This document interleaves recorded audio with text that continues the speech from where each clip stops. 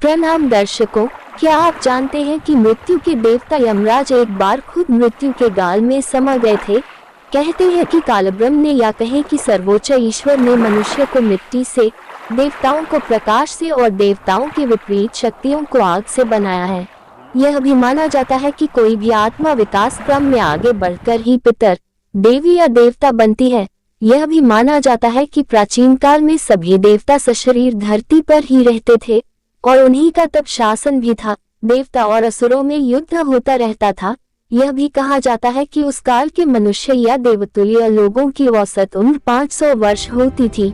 यह जानने के बाद अब हम जानते हैं मृत्यु के देवता यमराज की मृत्यु का रहस्य। वेद कहते हैं कि जो भी जन्मा है, चाहे वह मिट्टी का रूप मनुष्य हो, प्रकाश रूप का देवता हो या अग्नि रूप में ब्रह्म राक्षस हो, सभी को मरना है। यह अलग बात है कि कोई 100 वर्ष में मरकर दूसरा जन्म ले लेता है और कोई 1000 वर्ष तक जिंदा करने के बाद दूसरा शरीर धारण कर लेता है। इसी तरह पुराणों में 14 इंद्र की तरह अब तक 14 यमराज भी हो चुके हैं। वेद और पुराणों की धारणा में बहुत फर्क है।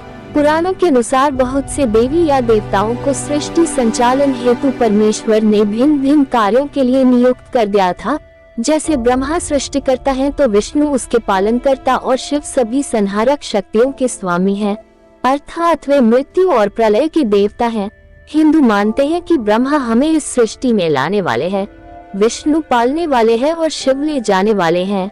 इसी तरह इंद्र बारिश, विद्युत और युद्ध को संचालित करते हैं। अग्नि सभी आहुतियों को ले जाने वाले हैं। सूर्य देव जगत के शुद्ध प्रकाश के अधिपति और समस्त प्राणियों को जीवन दान देने वाले हैं। पवन देव के अधीन रहती है जगत की समस्त वायु। वरुण देव का जल जगत पर शासन है। कुबेर धन के अधिपति और देवताओं के कोषाध्यक्ष हैं। मित्र देव, देव और देवगणों के बीच संपर्क का कार्य करते हैं। कामदेव और रति सृष्टि में समस्त प्रजनन क्रिया के निदेशक हैं। अदिति और दिति को भूत, भविष्य, चेतना तथा उपजाऊपन की देवी माना जाता है। शिव पुत्र गणेश जी को देवगुणों का अधिपति नियुक्त किया गया है। वे बुद्धिमत्ता और समृद्धि के देवता हैं। विघ्न नाशक की रिद्धि और सिद्धि नामक 2 पत्नियां हैं। देव रामदूत हनुमान जी अभी भी सशरीर हैं और उन्हें चिरंजीवी होने का वरदान प्राप्त है। वे पवन देव के पुत्र हैं, बुद्धि और बल देने वाले देवता हैं। उनका नाम मात्र लेने से सभी तरह की बुरी शक्तियां और संकटों का खात्मा हो जाता है।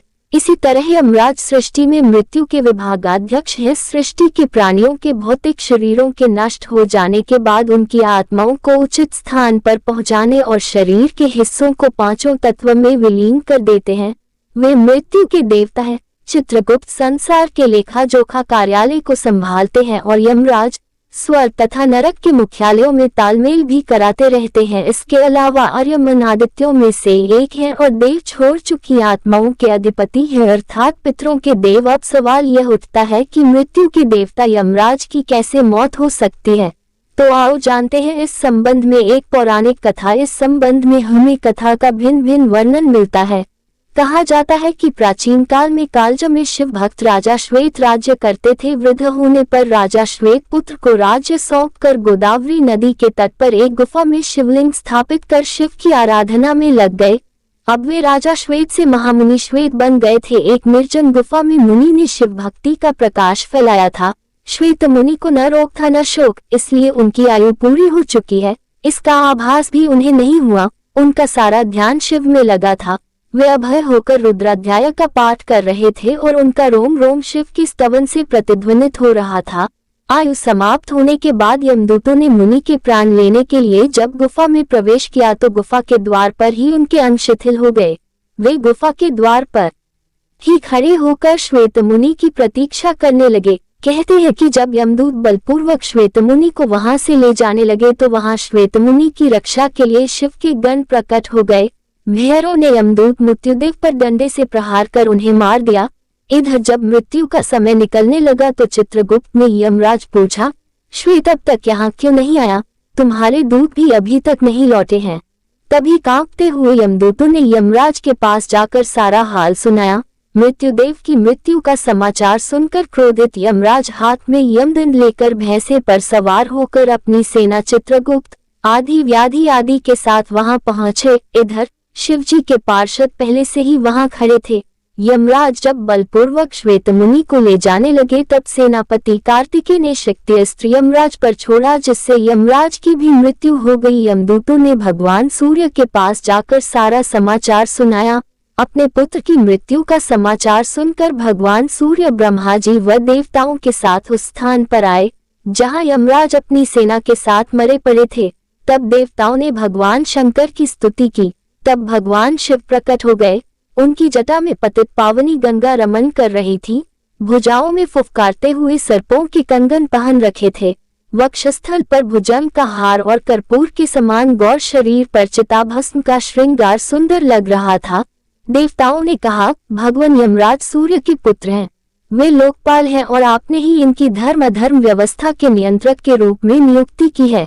इनका वध सही नहीं है, इनके बिना सृष्टि का कार्य असंभव हो जाएगा, अतः सेना सहित इन्हें जीवित कर दे, नहीं तो अव्यवस्था फैल जाएगी। भगवान शंकर ने कहा, मैं भी व्यवस्था के पक्ष में हूँ। मेरे और भगवान विष्णु के जो भक्त हैं उनके स्वामी स्वयं हम लोग हैं। मृत्यु का उन पर कोई अधिकार नहीं होता। स्वयं यमराज और उनके दूतों का उनकी ओर देखना भी पाप है। यमराज के लिए भी यह व्यवस्था की गई है कि वे भक्तों को प्रणाम करें। फिर भगवान शिव ने देवताओं की बात मानकर यमराज को प्राणदान दे दिया। शिवजी की आज्ञा से नंदीश्वर ने गौतमी नदी का जल लाकर यमराज और उनके दूतों पर छिड़का, जिससे सब जीवित हो उठे। यमराज ने श्वेत मुनि से कहा, संपूर्ण लोकों में अजेय मुझे भी तुमने जीत लिया है। अब मैं तुम्हारा अनुगामी हूँ। तुम भगवान शिव की ओर से मुझे अभय प्रदान करो। श्वेत मुनि ने यमराज से कहा, भक्त तो विनम्रता की मूर्ति होते हैं, आपके भय से ही सत्पुरुष परमात्मा की शरण लेते हैं।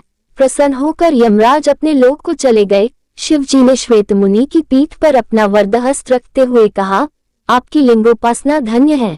श्वेत विश्वास की विजय तो होती है। श्वेत मुनि शिवलोक चले गए। यह स्थान गौतमी के तट पर मृत्युंजय तीर्थ कहलाता है। मृत्यु को कोई जीत नहीं सकता। स्वयं ब्रह्मा भी चतुर्युगी के अंत में मृत्यु के द्वारा परब्रह्म में लीन हो जाते हैं, लेकिन भगवान शिव ने अनेक बार मृत्यु को पराजित किया है, इसलिए वे मृत्युंजय और काल के भी काल महाकाल कहलाते हैं।